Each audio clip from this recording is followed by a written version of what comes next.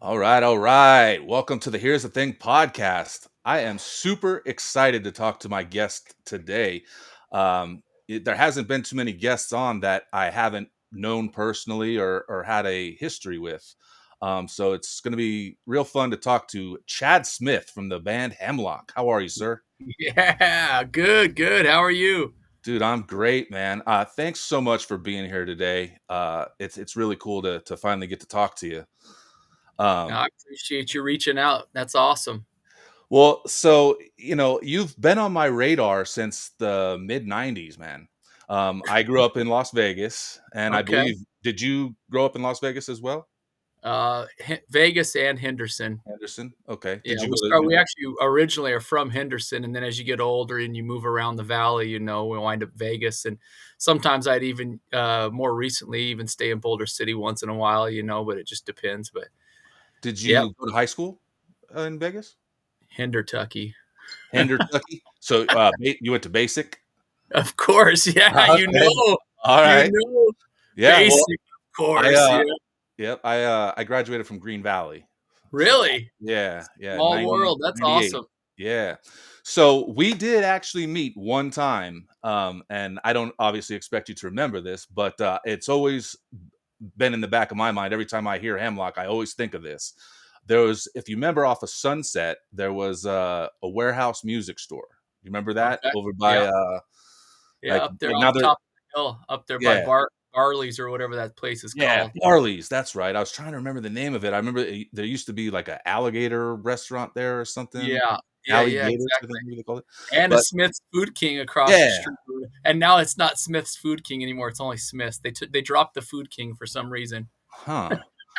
So at that warehouse, and this had to be like I want to say maybe around 2000, maybe 2001, somewhere Okay. around there. I was in there looking through the used CD section and looking for a Violence CD, the band Violence. Yeah, yeah. Um, and a friend of mine was a big fan of theirs, so I was looking for it for him.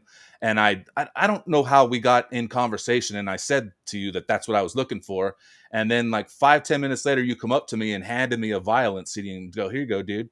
And I just Ah, thought that was so cool. I was like, "Holy shit, this dude just went out of his way and helped me yeah, find something." In the used awesome. section. It wasn't even like it was under the letter V or anything. 'Cause wise Violence, isn't that Rob Flynn and Phil Dimmel's old band back in the day?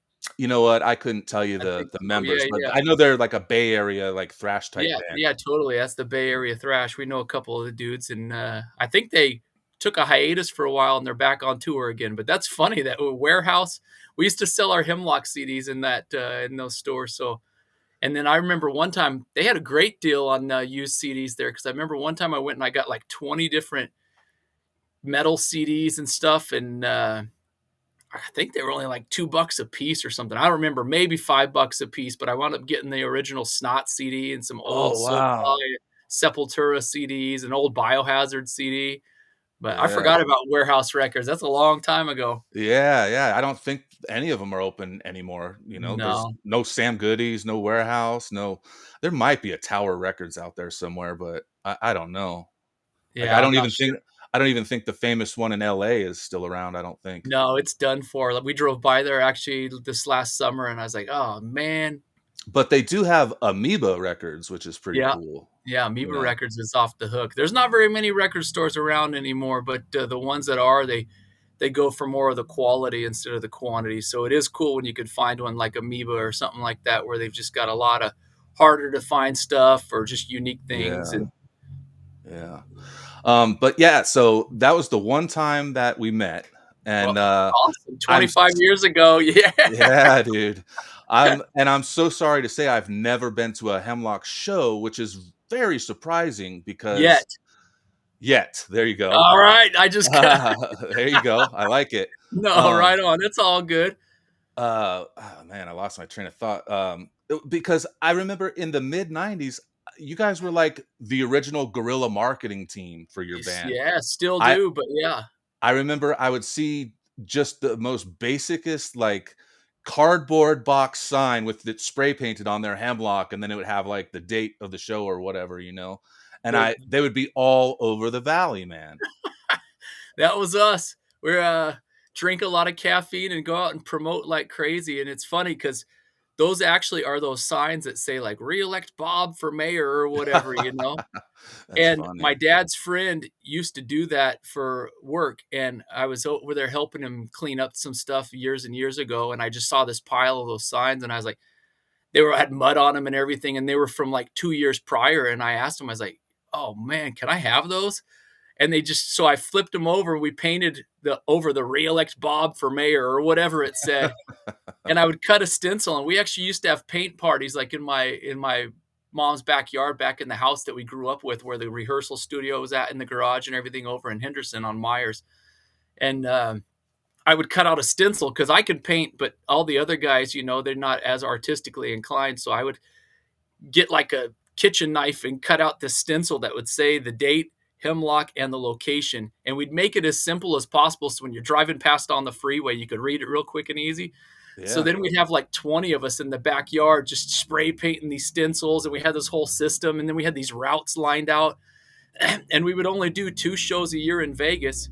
But man, by the time when we were doing all that promo and we had like 20 of us going out and doing all that, we would put at least 60 of those signs around the valley, Yeah. and then we sometimes we'd even do up to 100 of them, and it's crazy because by the time we got them for free and we had to figure out, like, the spray paint or whatever and the different stuff, the gas money to go put them up, we're like, "They're only like $3 a sign or $4 a sign," but they make huge exposure for people to like see them all over the valley. So then the Las Vegas Weekly actually did an interview and an article about Hemlock being the kings of promotion, where it's like, ballers on a budget because we didn't have the money to buy the big billboards on the side of the freeway and all that. So we said, screw it, we'll just go old school and do our own. They're almost kind of like yard sale signs, but the fact that they were vinyl, they were weatherproof that way too. Okay. So they Yeah, I remember seeing them all the time, you'd always see them. And back then, it was a smaller town. It's not as yeah, crazy as it is now, so they yeah, stood out. yeah. Oh, and because they also aren't professionally done, that also helps them Right, stand out. right. So where now your brother's in the band too, right? Is Yeah, that he's the original drummer. Me and him started the band in Henderson with our old friend Richard at Basic High School, actually, was, like, where we wow. did our senior assemblies and stuff like that, and, Brian actually had to quit in the middle for about 9 years or 8 and a half And years, that's something your like that. brother, right? Yeah, and Okay. sorry, I didn't say yeah, and, so I wound up getting a couple different drummers to fill in that gap, and I kept it going throughout, but then Brian and Richard came back in '09, I believe, and we did like a full reunion of all original members. It was cool. Mike was back, for a little bit. And then the more we tour and people have responsibilities, and as you get older, you can't just up and go for 3 months at a Sure. time. So it didn't. The original lineup, those guys had more responsibilities and stuff, but Brian stayed on board. So me and Brian are the two original guys that are left in the band, and then we have uh, we have a guitar player that's been in the band now. His name's Jared. He's been in for about 4 years, and he's Okay. from Des Moines, Iowa. And then our other guitar player, Jesse, is back, and he joined in 2010, I believe, and was in till like 17. So he was in for 7 years. But and then now he's back as well. And then we have our some of our old guitar players actually fill in. Actually, on our last tour, it was crazy because Jesse couldn't cover the entire tour. So I got a hold of our friend Brandon that used to play guitar in '04, '05, '06, and I just was like, and he actually is from Iowa originally, moved to Vegas. That's when we met him, was when he was in Vegas, and now he lives in Florida. And I was like, if we ever need anybody to fill in, are you down? He's like, yeah, yeah. So he actually filled in on this last tour, and we had not done a show together in 19 years. So it's Wow. crazy after you do it for this long, of all these years and people and stories and adventures and ups and downs and more ups and just laughing the whole time and having a good time. So it's Was 32 years of Hemlock. at one point did you have Brian Jackson in your band? For a short stint. It was Short right stint, after, okay. yeah, yeah, yeah, right after the pandemic. We were trying to get somebody to fill in and cover some stuff, and, he did one tour, but it didn't pan out right, the more he's got kids and responsibilities at home and all that, but I don't wanna bring up a bad subject, but I don't know if you've heard what's going on with his kid right now. yeah, I heard about that, Oh, yeah. that's too bad. You know, I guess I'm a friend of Brian's, I kind of butt heads with him a lot. But he was in my roommate's old band called Creep, if you ever heard of Oh, them. yeah, yeah, yeah, yeah, I remember Creep. I think we yeah, I remember back in the day, we might even done a show or 2 way back in the day, but I definitely remember the name. I had Brett, the singer, I had him on the podcast Sweet. a month or two ago. Yeah, he was my roommate for a few years there in No way, Vegas. I haven't seen him in years. If you see him before I do, tell him hello from Hemlock. I will, I will. He's out in Florida now, and Okay. he goes out with Tesla. He's Brian Wheat's tech, so he Oh, goes out rad. with Tesla. So Yeah, he's he still out on the road, but actually figured out a way how to make money doing it. yeah. Well, he was with Skid Row for a long time. Really? Yeah, he was Snake's tech for a long So time. that's awesome. Funny That's enough is Skid Row was our very first concert that my dad took us really. to at the Thomas and Mack in Vegas. I was in 6th grade, and my dad took me and my brother Brian to go see Skid Row opening for Bon Jovi. Oh, So that was the wow. very first taste on live music, and we were sold, you know? I mean, Sebastian came out, and he was on fire, and they were new to the scene, so Sure. they had they had something to prove, you know, because it was on that Bon Jovi New Jersey tour and at the Thomas and Mack. And I just remember sitting there in that huge arena just being like, man, this is awesome. Then, of course, over the years, the Huntridge was like the main stopping ground, the theater, you know, and we saw hundreds of shows at the Huntridge Theater. They're And gonna at the reopen Thomas, it.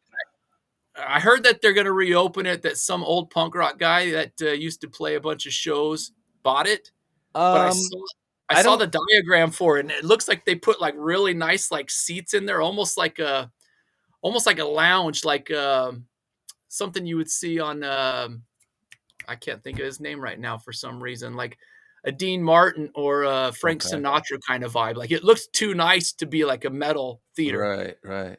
It'll be Um, rad to have it open again. I'll definitely go check stuff out, but I don't know if they'll welcome Hemlock back in there with the wall of death and the mosh pits and all that. well, I don't know who the punk rock guy is that you're talking about, but I know Jay Dapper, bought it, and he's like a real estate guy. Oh, okay. Um, and now this punk rock guy could be a partner of his or something. I'm not sure. But I know Jay bought it, and then Brandon Powers is another guy involved with it. He's like their, I don't know, creative design guy. I I'm got not you. sure. I used to co-manage a band with him called the Deadly Seven, about 15, 17 years ago, something like that. Cool. And yeah, he's a really cool guy. Have you ever heard of the Golden Tiki Bar? And Yeah, that place is awesome. and kind Yeah. of so that's his creation, his baby. He's Oh, man, unfortunately, if he makes it all plush and cool like that, that's gonna be epic.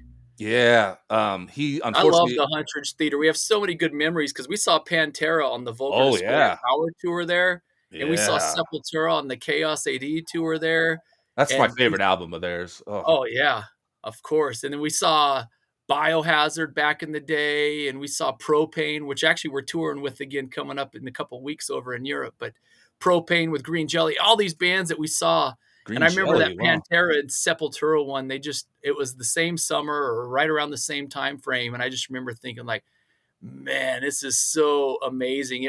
We were already doing Hemlock, you know, but it just was like just another reminder of why we do it just because it was so awesome seeing them when they were all young like that and they had something to prove and they were on fire. Oh yeah, we saw Korn open up for Wow. a band named Marilyn Manson that was brand new, which was Was that opening up for the Spooky Kids era? Like when he was and Marilyn wait, Manson and the Spooky it was Kids? right after that, but it was on Okay. the first album, and they were both opening up for Danzig. It was Danzig's headline Wow. tour, and I love Danzig, so it was crazy because these two new bands named Korn and Marilyn Manson, and that was at the Hunters. That was awesome. I bet. So Wow. hopefully they do shows in there again. I would love to have, or let us at least play in the parking lot so we could say Hemlock. I'll get the old signs back, and we'll put Hemlock at the Huntridge, and we'll play in the parking lots. Do you remember behind the Huntridge there was a place, I think it was called the Yeah, the Sanctuary. Sanctuary. Yeah, Yeah, we okay. rocked there a bunch. We did a Okay. show there on a Monday night for some record label people, so we did it as a free show just as a thank you to the fans and to try and get as many people as we could, and all the windows got busted out and the bathroom door stalls got ripped off because we had too Oh many man. people and it was packed to the brim. It was Damn. awesome. It was I awesome. I saw, as gay as this is, I saw Nickelback there.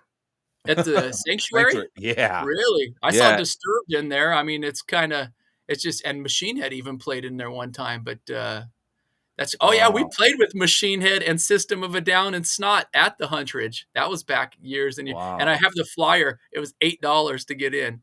So, what like, where was your guys' first show in Vegas? Other than at the high school, like, we played at the high school assembly and, talent show and stuff like that, Mhm. but our first, like, real shows would have been, like, where you charge a ticket to get in and everything would have been at the Elks Lodge right down the street in Henderson. Okay. Is We that, used like, to rent off it of Water Street or something maybe?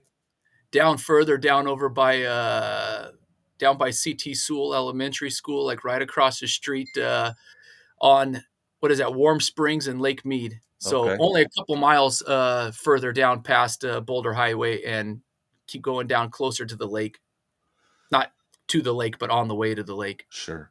So why'd you leave Vegas? Uh, well, first started out because I had the itch to travel the world and tour, so we were always gone anyways. We were always touring. There was times where we'd be gone for 8 months at a time, and I'm like, Ah, "Man, we're just paying for this apartment or this, anybody in the band, they're renting a room or a house or an apartment." And I'm like, "We're just paying for expensive storage units." I'm like, "This yeah, is crazy because 'cause we're never home." right.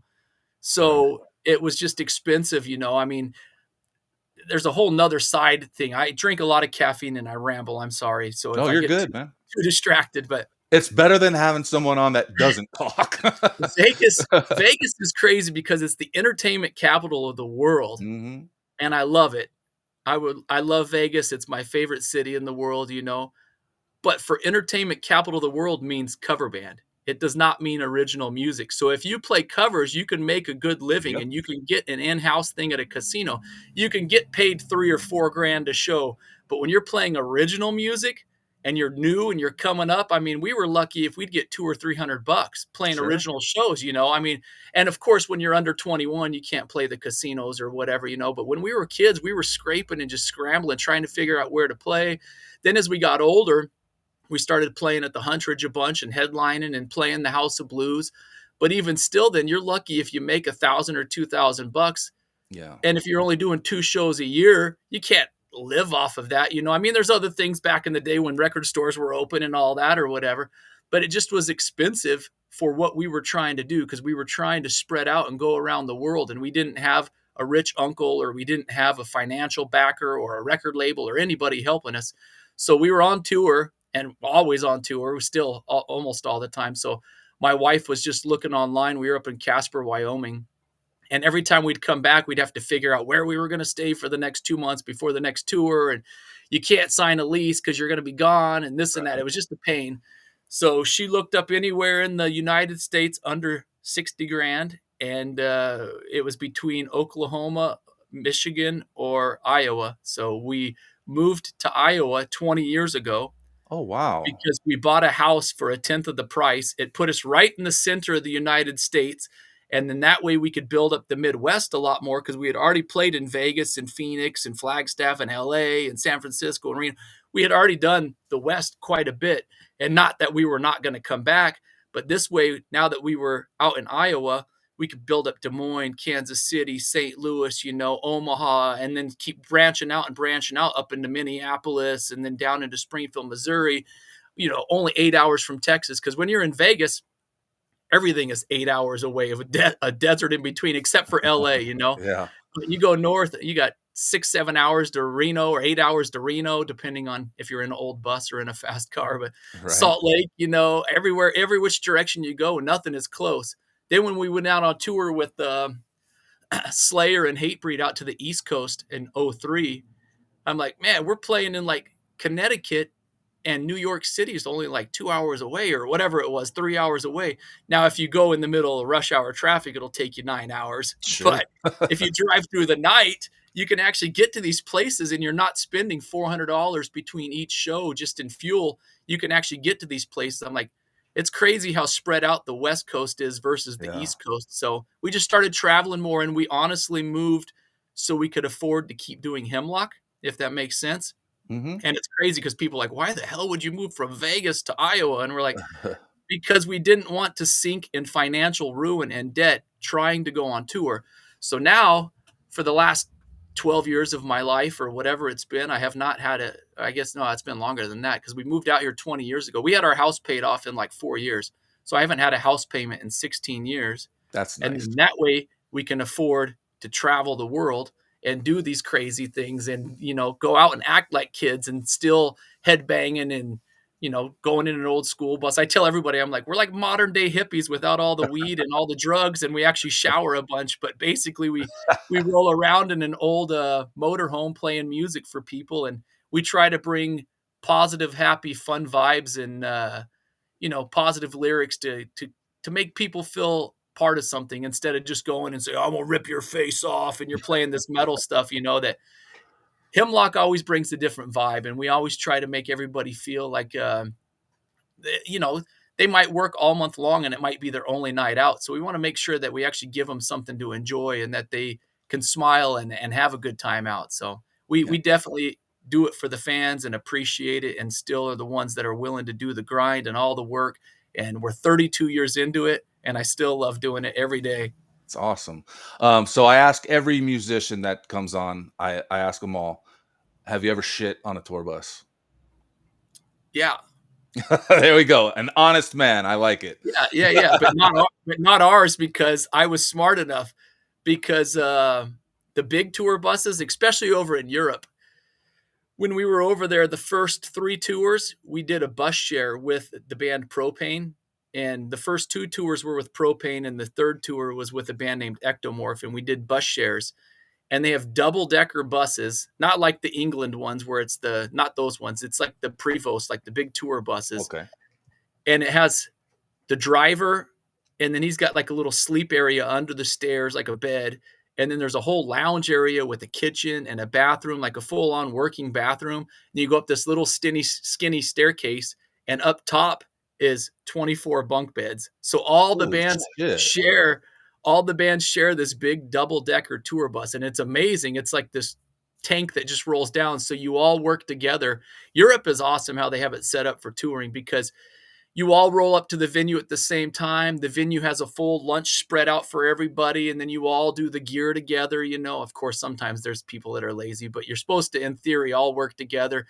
You do the gear, you share a lot of the back line, you play, and we it was awesome because we got to play for Propane's fans, and we had never been to Europe before, so it gave us this opportunity, almost like boot camp for Europe. And now we've become really good friends with them, and we're actually heading back over. We leave again in 2 weeks to go back over to Germany. We got another tour coming up, and we're not doing a full tour with Propane, but we're catching 3 shows with them. And then we have a co-headliner that we're doing on the thing called Winter Invasion Festival with Belphegor. I don't know if you're familiar with Belphegor. No. Super extreme, like just dark black metal, death metal, satanic metal. I don't even know what you call them. Huh. And they're awesome, but they're super extreme. And then ours is more like lighthearted, heavy, fun, hardcore, positivity, but the festivals over there and the shows over in Europe, they'll put somebody like Scorpions on there with Slaughter to Prevail on the same festival Yeah. lineup. And I think Yeah. it's cool because why not? Why not have Skid Row and Metallica and then Hatebreed? Why not? I mean, we like all kinds of music. I always Sure. loved Faith No More, where they had punk, thrash, hip hop, metal all in one. And I just think it's cool to have the open mindedness for the festivals over there and all that. But so back to the bus story. I learned the hard way from the buses in Europe that when you get other band dudes drinking and trying to piss and trying to do all this while the bus is going and they're Sure. drunk and they're standing in the bathroom. So, and then piss is all over the seat and all over the carpet on the floor. So if you walked into the bathroom in socks in the middle of the night, your socks would get soggy from Oof. piss. It was bad. So I was like, when we got an old school bus and I was like, I'm not putting a bathroom in this thing because then I'm going to have to be the one to clean it up because I know everybody else is going to be pissing and smelling and just I'm going to have to dump the shitter out. And I'm like, nope, I'm not going to be that guy. So, and also when you park the bus during the winter in Iowa, you have to winterize it like crazy because if there's even Mm. a little bit of water in the line, it'll break the lines or whatever. So we just said, I'm going to build this tour bus into a tank and we're not going to have a sink. We're not going to have bathroom. anything. It's just going to be benches, beds, and storage. So it's not a luxury one like the one in Europe, but over there you had the bus driver that had to clean up all the mess. I don't want to be a janitor at the Right. same time, you know. So something I seen not too long ago really looked like fun. I think you and your wife did like a tour of Florida. You guys went all Oh, around. How was that, man? And what life made is you a do that? chore. Yeah, yeah, Oh, I got the travel bug for sure, and I still love it, you know, going anywhere and everywhere from Roswell, New Mexico to Budapest, Hungary to Tokyo, Japan to you know, Boulder City, Nevada, anywhere in between, you know. I mean, I love all the different places I like to go and see.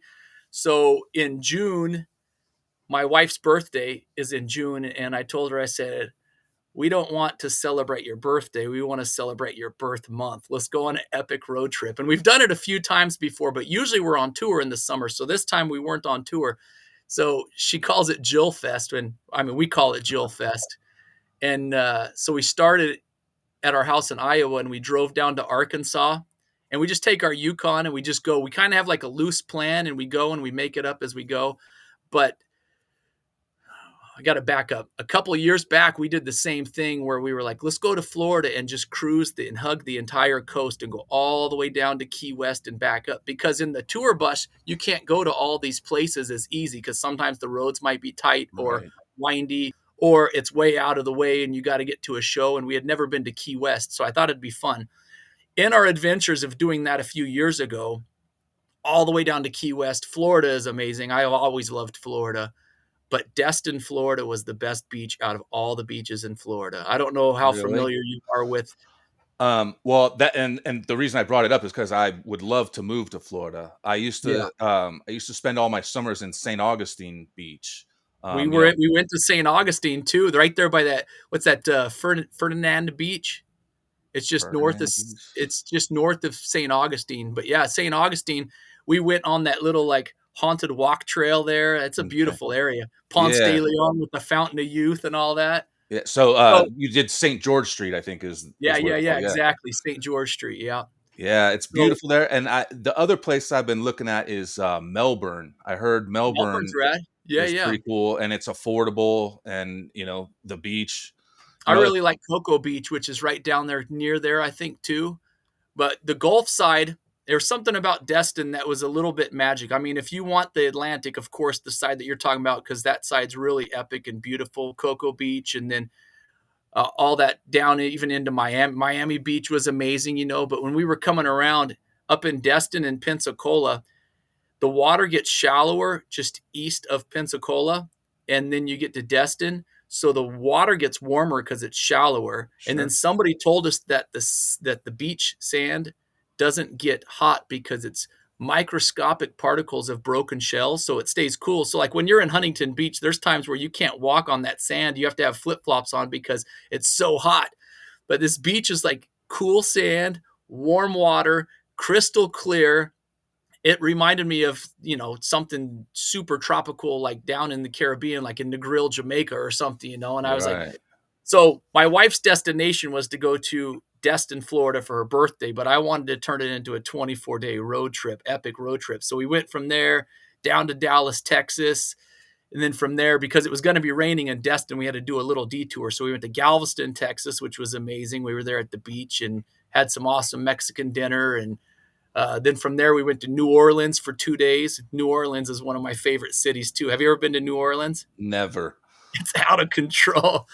It's so crazy. I I love heard it. it's a little bit like Vegas, but It's with yeah, more yeah, yeah. debauchery or something. Yeah. It is. It's like a dirty older version, but I love it. It's so crazy. And I mean, I could go on for hours about New Orleans too. I'm sorry. I Yeah. love it. It's so dark and so beautiful at the same time, and it smells so bad, but it looks so awesome, and it's so magical, and just everything about it. Even the air is thick in New Orleans, and the art and the music and just everything. I love it. The architecture, the cemeteries. It's just a. It seems like a whole nother world. It's definitely Yeah. feels like you're not in the United States when you're in like the heart of downtown of New Orleans, you know. But And Wow. then when we went to France, when we went to the Père Lachaise cemetery, which it's the French cemetery, and that New Orleans has the French Quarter. I started putting it all together. I'm like, oh, this is all the French architecture and all the old creepy wrought iron cemetery. And I'm like, this is Yeah. totally where Walt Disney got all of his artist guys back in the day to go there and to sketch drawings for the Haunted Mansion was either in New Orleans and Père Lachaise over in Paris. I mean, I like the artistic part of all of it and everything. So from New Orleans, we went to Destin. We spent a day there, but then it was going to be pouring rain. So then we went through Orlando, we went to Daytona, which Daytona is an awesome beach too. Yeah. And then from there, we cut back. Oh, we went to one of the swimming holes, the Royal Springs, I think it's called, where you jump off like the platform and it's just spring fed, cool water. Hmm. And then we came back through and we went to Destin for 2.5 more days. And we went to Seville Quarter in Pensacola. And then from there, we drove north up to Ruby Ridge and Ruby Falls up there in Chattanooga, Tennessee. It's crazy because I see these things on these travel channels and like in National Geographic and stuff, and I'm like, we've been a lot of places. I Yeah. I I like to joke imagine that we're 32 like years on the road, I bet. I like to joke that we're like Johnny Cash that we've been everywhere, man. But if I see somewhere that we haven't been yet, I'm like, oh, cool, we got to add this in. So this is part of also why I saw this clip of this huge waterfall inside of a cave system that was like with the stalactites and the stalagmites and everything. And you go into this room and there's like this huge, like 100-foot waterfall coming in, and it's all beautiful and Wow. epic with lights. So, and that's in Chattanooga. So we tied that into the tail end and we went on some hikes and went up, saw a bunch of Civil War history, and then went to the Ruby Falls, which was beautiful, amazing inside. Then from there, we went to Nashville for a couple days, and we went to the John Bon Jovi bar. John Bon Jovi has a bar there? Yeah, right by the Kid Huh. Rock bar. And there's also one. It was cool. It was fun because they had all kinds of old school Bon Jovi memorabilia. And I've been on the stairway going up to the restroom. It said, "You're halfway there." Stuff like that. I was laughing. Dude, there's a venue in Tennessee, I wanna say it's called The Cavern or The Caverns or something like that, and it's this, like, in a legit cavern, and they have shows there. I I'm like, saw something about that online. The cave. I think it might be "Is it just called The called the Cave?" cave or the caverns. I don't know. We should book us there. We'll book Yeah, Hemlock there, and that'll be your first Hemlock show ever. Come out and come see us. I can dig it. So, I wanna talk a little bit about AI in music, and I want your opinion on things. When I was talking to Brett from Creep, and he was also in the band Bile, if you remember Oh yeah, them. yeah. I remember And Bile. you Yeah, you mentioned Green Jelly. He was in that band briefly too. I saw Bile at the sanctuary actually. Oh wow, wow. But he was really kind of discouraged when I talked to him, and he was just like, "Man, AI is just taking over. How can you compete? With AI? It just sounds so legit and real." Yeah, I'm old school, and I think it takes out the soul of all of it. But you can't fight it. It's the same thing like with Yeah, emails. I mean, the technology is basically ruining all of the fun things from the past, but then it also is introducing us to so much newer things too. Like right now, we wouldn't be able to do this interview like this if it wasn't sure. for technology. But streaming services have definitely ruined record stores that we just talked about because Yeah, nobody goes and buys records anymore, which also makes it harder for bands to stay alive. So that's why you have to move to places like Iowa. Like yeah, you just have to adapt. I mean, if you don't, you're just going to get frustrated. And I used to get really, really like upset about, I guess I shouldn't say really upset because I don't get upset about anything. I always take pride on being the happy, over optimistic person that everybody, I try to go out of my way to always be happy. But I used to get frustrated with the record industry and how many times that Hemlock has gotten shafted or passed on or whatever. And I got to a point where I was like, it's kind of sucking the fun out of it to where I'm focusing and I'm like fixating on the record industry part of this. I don't care about sound scans. I don't care about streaming numbers. I don't care about how many fans online we have. I care about the connection with people that we meet in person, like at Warehouse Records. I got to yeah, talk to you. It was real. It was an experience. And there's people out there in the world where there's probably, I would guess, 500 or 600 people out there over all these years that have gotten Hemlock tattoos. That's not just a Wow. fan. That's not a fan. That's a diehard for Yeah. life. They Hemlock in their, and I'm like, this is so crazy and awesome. And then when you're able to go places and do things that you weren't able to do if it wasn't for the music, I look at that as that's the gold because, of course, it'd be nice to have more money and not have to move from Vegas or whatever or what. But money is money and it's whatever and it's the root of all evil. We do Hemlock because we love to do it and we just adapt with the times. Yes, I think that AI is going to ruin a lot of things, a lot of cool aspects with art, with it's going to ruin a lot of people's jobs. But then even things like there was people back in the day that used to make livings off of paper routes. People don't really buy newspapers anymore. They get Sure. all their news on their phone. And then it's also another crazy whole story about how the media just always lies anyway. So why buy a newspaper Right. anyways? So I mean there's so many pros and cons to both ways that there is a part of AI that is really cool and useful and I like that concept of it. But what's going to happen is there's always people that get too greedy and too evil with anything, and it's going to wind up getting used for the wrong, where they can put somebody's face and voice and do it's just insane how advanced it is. It's pretty creepy and pretty scary Well, at the same time. check this out. I want to play a short little video for you. I made this using AI just a few days ago, and I didn't give it any prompts other than make me a music video. Okay. Okay, so check this out. Let me blow it up full screen.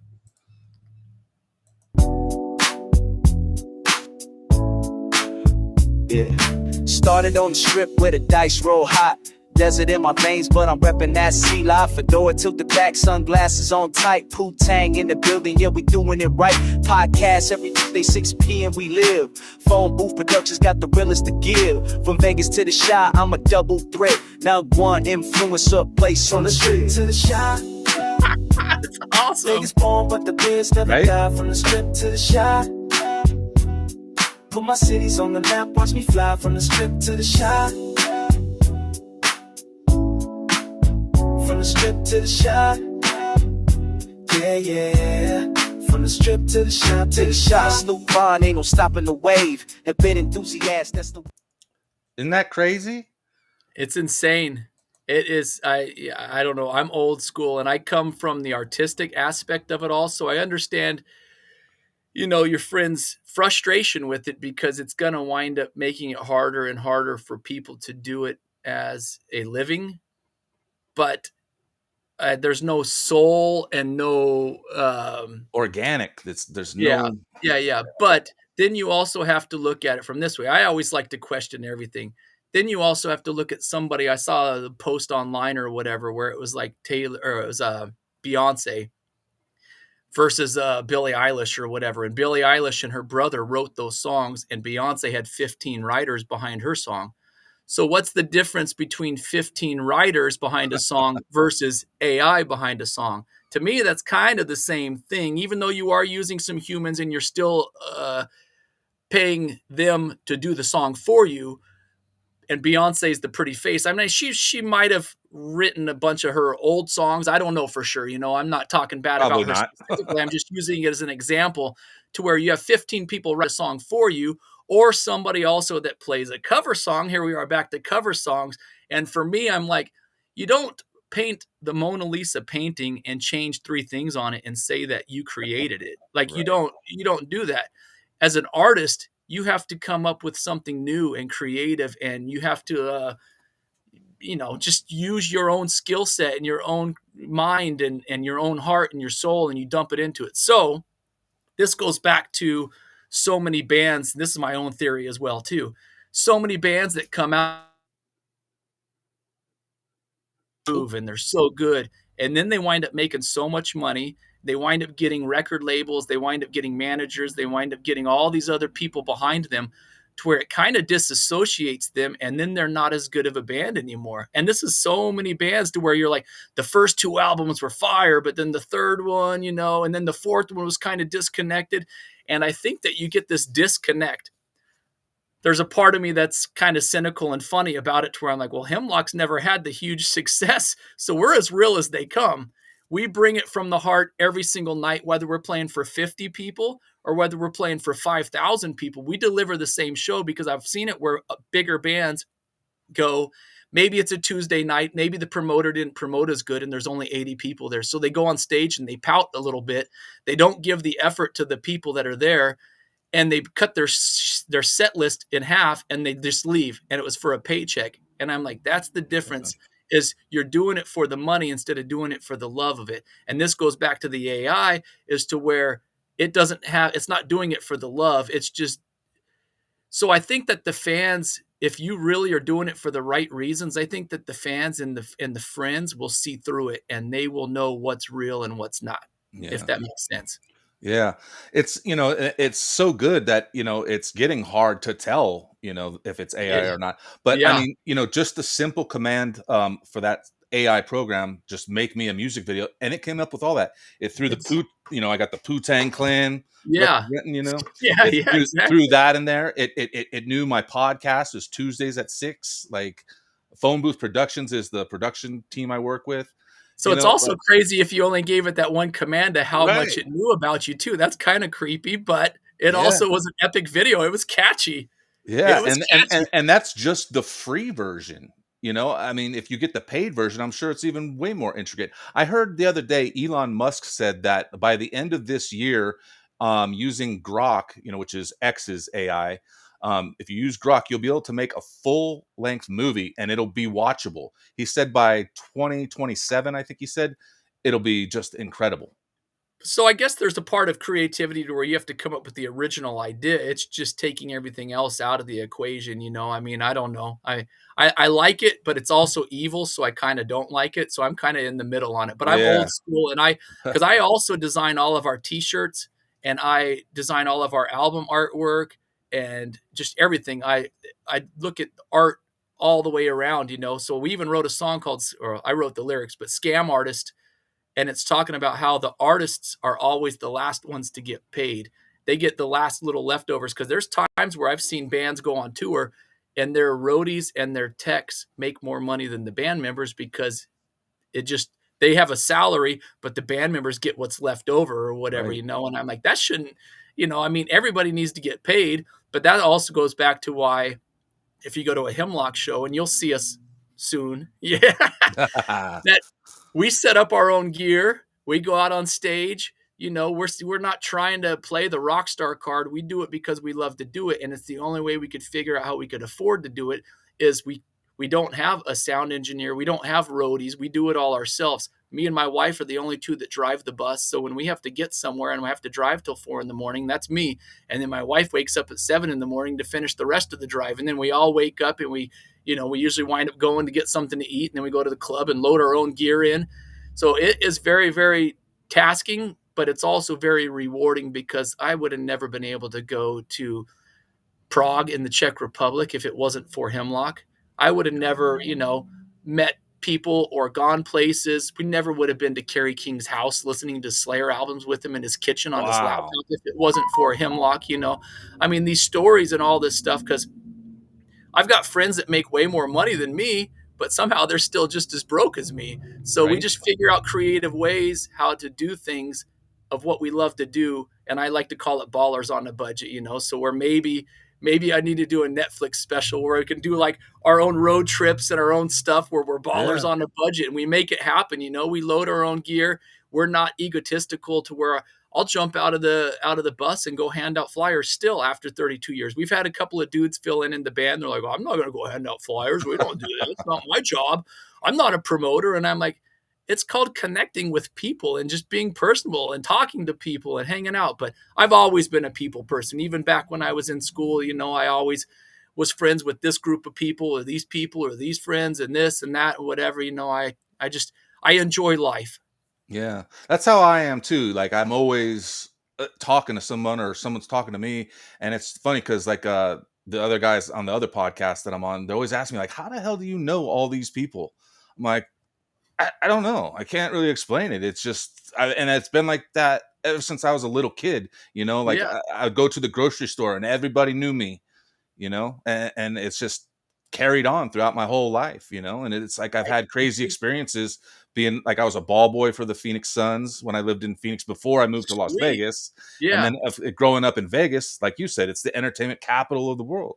Yeah. So You it's can like run into people all everybody. over the place, but I Yeah. kind of wonder if people like me and you that are more outgoing or whatever it is, I don't know.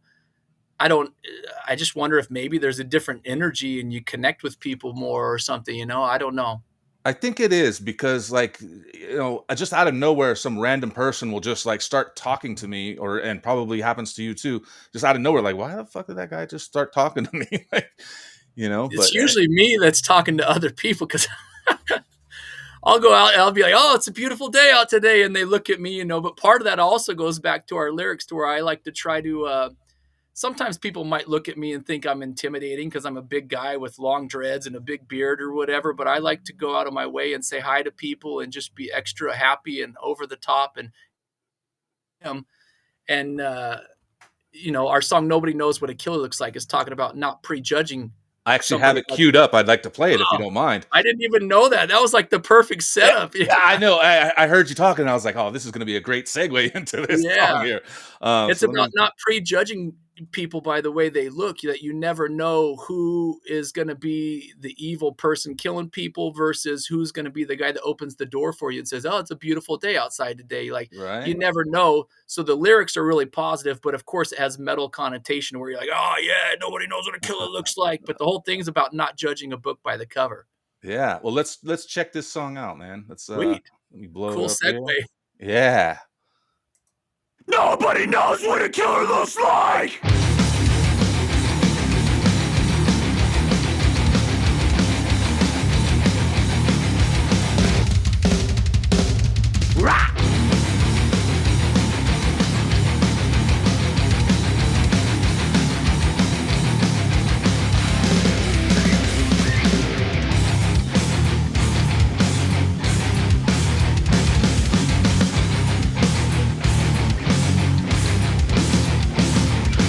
Naiveness relaxing to their comfort zone, only to discover an old dimension bending fear. The end is near, blend right in. They're your friend, my friend. Past reality, creeping subtly, sorrowful kind of pain.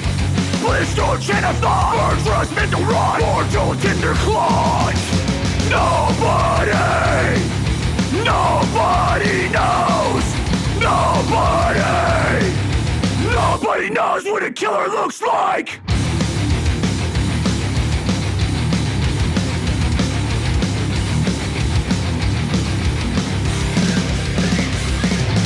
Blistered chin of thought, more trust mental rot, mortal tender clutch. Looks so innocent, bloodhound, no regret, cutting blend right in. How can you tell who does what, when, why, and where? How can you tell who does what, when, why, and where? Mass reality, creeping subtly, sorrowful kind of pain. Blistered chin of thought, more trust mental rot, mortal tender clutch. Nobody knows, nobody knows what a killer looks like!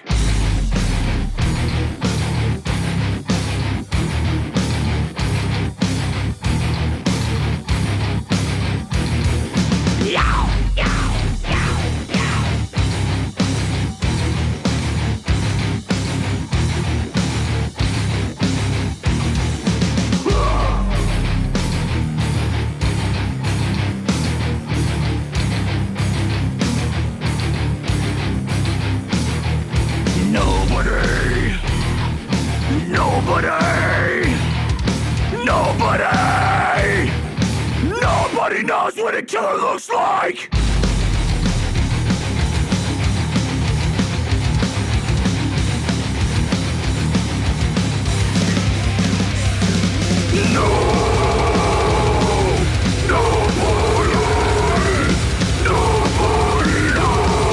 Nobody knows what a killer looks like!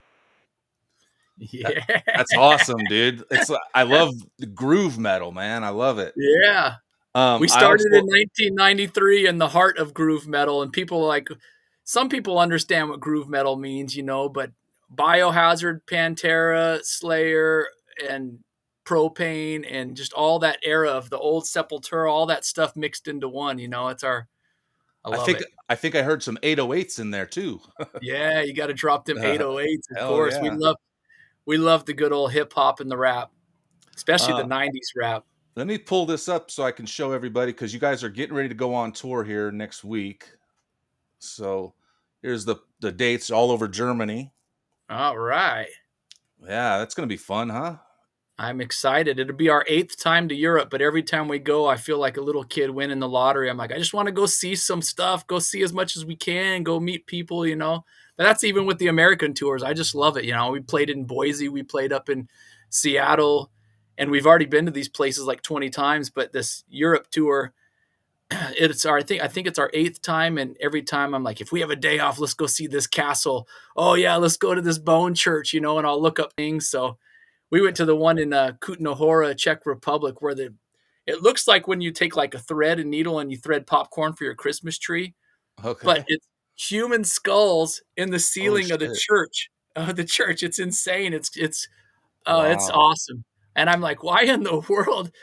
I don't even know. I mean, it's different when you're over there. We went to the Paris catacombs, and I don't have I'm not like a crazy oddities person, but I do like the things like that. We went downstairs, and I think you go about 7 or 8 stories underneath Paris down this windy stair, and you're walking around this little corridor caves, and the signs are in French, and I don't know how to read French, but we're just kind of like going around, and then you turn this corner, and all of a sudden it's just these lines of bones and skulls, and then they take like skulls and they'll make like a heart shape of human skulls and like a cross, and all the femurs and stuff. Like, this is so weird because Wow. growing up in Vegas, you might go to Disneyland and you go to the Pirates of the Caribbean and you see the skulls, or you go to a haunted house and you might see like some bones or a skulls, or I'm anything. Even the Indiana Jones at Disneyland ride, there's skulls everywhere, and it's just cool and it's epic. But these are real when Yeah, you're in Paris, and you're like, a little these bit were different. real people with eyes and brains and hearts and souls. And I was like, but it's not like graphic or gruesome or gory either, because it's not like you're disturbing a grave that has been like consecrated or blessed or whatever, that because your skull might be here, and this is miles and miles of bones and skulls and feet and toes, but your feet might be 3 miles down in a different corridor. So it's not like it's your like place of rest. I mean, so it was really, really cool and epic. And then of course it says, do not touch. And you can see where all the skulls are shiny from people like touching them for good luck, or, tapping them or whatever. And they've got them like cemented in the wall. Wow. So, but the church decorated with skulls, I'm like, this is so, cause they call it the Bone Church. It's in That's Kutna Hora. wild. That's wild. So you guys are going to Germany next week, and Yeah. you got any states lined up after that, or No, we just got back from a Northwest tour. Actually, like a week and a half ago, we did the Northwest. We went up through Salt Lake and over to San Francisco. We did a rad canned food drive over there in Hayward, California, and got a bunch of food for the needy over there. And then from there, went up through Oregon, which was beautiful. I don't know if you've ever been to Oregon, but if you ever get a chance, never? do the Oregon coast. It's epic. So beautiful. Yeah, I've And always wanted to go to the Northwest, but never been. I think San Francisco, I think, is the farthest north I've been. yeah, if you get up a little more north and you're going up the interstate, go to the Avenue of the Giants, and it's where they have the big tree that you can like drive underneath. Of course, our bus didn't fit, so we just walked underneath it. But and these huge redwood trees up there in the redwood forest, and just I mean, it's beautiful. And then we went all the way up into Seattle, and then we came back and around through like Spokane and State Line, Idaho, and then down through Idaho, and then back out. And then we wound up ending in Springfield, Missouri. But we did a rad show in Des Moines, which was awesome. That was really, really fun. And we did another Southwest tour in the spring. And then now we're doing Europe in the fall. So I'm going to hopefully work on another Vegas show and San Diego show after the new year. And then I'm not sure if we're going to, Arizona, Arizona. Don't forget, it's yeah. right next door. So we didn't hit Phoenix on our last spring tour, crazy enough, because Phoenix is always one of our have to go tos. It's a good spot. We always do really good. But we did hit Tucson and we hit Flagstaff Where did and you play in Tucson? at the Rock. The Rock. Okay, yeah. Yeah, yeah, yeah. Yep. We used to play the Rialto and the Rock and That's the Scrappy's. Rialto Theater, yeah? Yeah, we played there with That's a Soulfly. great venue, man. It's awesome. We played there once with Hatebreed, and we played there once with Soulfly. It was awesome. Yeah, I seen, Skid Row there. Here we are on Skid Row again. I love it. Yep, yep. Sebastian. Well, this is without Sebastian. Who Well, was I'm singing with just him at the saying time? the songs were he still is probably the best vocalist that has from the 80s, like of all of it. He really is, but it's a shame that he can't, like, keep his I don't know what the word is, that he just Keep can't their keep his shit bickering. together. Keep, Yeah, I mean, it's just like, I don't know if you saw, like 2 weeks or so ago, he threw some fan out of the show because she flipped him off or something. It's just like, dude, come on, man. And uh, that's part of the reason why they can't get back together, and I've talked to Scotty and Snake both yeah, about it, yeah. and it's just like they He don't needs want to to deal check. with it, That's a bummer. He needs to check his ego because if Sebastian came back and they did a full skit, which I just saw that Poison is doing an all original reunion tour, Yeah, that's going to next be year. big. Yeah. But Skid Row, I think those songs and his voice and just everything, because they were one of the first big arena bands that took Pantera out on their first Yeah. arena Oh, tour. yeah. Like it was just a crazy transition from hair metal into Pantera, and without Pantera, none of us metalheads would be where we are. I mean, Right. that was that I for groove metal especially. I love watching those old home videos of Panteras, man. Yeah, yeah, yeah. That's just like the classic, you know, band diary, tour diary, like it was It just so it cool. because Dime was the one filming most of it, it made you feel like you were friends and you were right there with them in it all, You felt like you were in there destroying the hotel room with them, that you're like, "Yeah, get it," and you knew all the inside jokes and stuff. I mean, they were great videos. I love them. I'm so glad that I got the chance to meet and hang out with Dime. He was sitting right behind me at a Iron Maiden concert, and Awesome. yeah, so got to hang out with him and Rita all night, and I mean, it was fucking cool. It was That's epic. Iron Maiden, Rob Halford, and Queensryche, That is and a good lineup. That's awesome. it was at the old Aladdin Theater before they demolished it. In Vegas? Yeah, I yeah. remember when they demolished it down. That's awesome.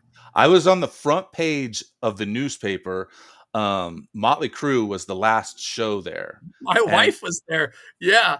it was a full-on riot after the show ended. And I remember people were like ripping this back when we had payphones. They were ripping payphones out of the wall, chairs out of the ground, toilets out of the ground. I mean, just anything you could. And so my buddy had lifted me up, and I grabbed like this section sign out of the ceiling. And as we walked out the door, the Las Vegas Sun was right there, boop, and we were front page. That's awesome. My wife Yeah, was at that show. It was before we were together, but she said it was funny and crazy. And I think she even wound up because some of the stuff they were telling you could take because they were going to demolish the place anyways. But I think that it made metalheads extra hyper and crazy to start breaking things and taking yeah. things. But I think my wife wound up with one of those like those poles on a platform like a stanchion for a bank line or whatever. She's Hmm. like, it was just dumb. Like me and my friend, they grabbed it and took it with them. And I'm like, why did you need that? You don't even have anything else to connect it to. It's just the one stanchion, but it was just funny Well, what at was the cool is, like, the sign that I got, it was plastic, so when I had ripped it, the plastic, of course, broke, and it cut my hands all up, so it got blood all over the sign, like, it so looks you're on the cool. front page with bloody hands. Yeah, it's pretty cool. That's But rad. I never got a chance to meet Dime. We met Vinny a few times and I met Phil. Phil was awesome. And, but never got a chance to meet Dime. And I know, that everybody that says that they met him, it was like a blessing meeting him, that he was just over the top, down to earth, made you feel like a friend, and, yep. just instantly just a good dude. I got pictures with a lot of people over the years, and, I didn't even know that this picture existed until, like, 10 years later. Somebody was like, "Oh, I got a picture of you and Dime." I was like, "What? How the fuck? What?" And, Yeah. Why and you so holding out? Send it. Send yeah, it. Yeah. yeah, 10 years later, like, holy cow, and so I finally got to see the picture, and it's, like, one of my favoriteest pictures I've got. It's Awesome. actually it's in my intro, I that I saw it. play, Oh yeah, yeah, I saw it. Yeah, and yeah, of course. Vinny's in there too, Yep. but, we got to wrap this up here, man. You got anything you want to promote before we do? Life is too short. Just enjoy it and live it and adventure it. Well, everybody should go to hemlockworld.com, and there's all the tour dates. There's a bunch of videos on there. You do merch, like you said, you make all your own merch. This is awesome, man. We're actually getting ready to do our own t-shirt line here with Phone Booth Sweet. Productions. Yeah. So this was one of the first shirts that we I made. love it. But I I'm gonna do love it. some The here's the Wu-Tang. thing shirts, and yeah. Um, Wu-Tang. I we know got what you meant. You were saying to plug some stuff, but I didn't feel like plugging stuff, which I appreciate you doing because it's more important to do it. But I also got to stress the fact that people go around in life just miserable and stuck in a rut. And I want my goal with Hemlock, and it's kind of morphed over the years, is I want to try and help people smile and enjoy life. Well, you definitely made me smile today, man, and I really appreciate you coming on and taking time out of your day to talk to me. And I wish you all the best, man. Have fun in Europe. Get Phoenix on your list so I can come check out a show. I don't have Phoenix in the works yet, but we will definitely get it next year at some point. But if Vegas pops up before that, you come back to Vegas and let's go. Let's I'd go love see some to. old school, see some Road friends. road trip. Yeah, exactly. But no, But we love Phoenix. We love all the. I mean, Arizona always treated us good. Flagstaff was one of our most rad I shows love last Flagstaff. spring. Oh, Yeah, we play at beautiful. the Orpheum Theater up there. That's a great theater too. It's a good spot. Yeah. Well, But thank you again, man. And don't hang up, and we'll talk after no, I this ends here. appreciate you letting me ramble. It's good to talk to you, Oh brother. yeah. Thank you, Chad. Thank Talk you. talk to you later.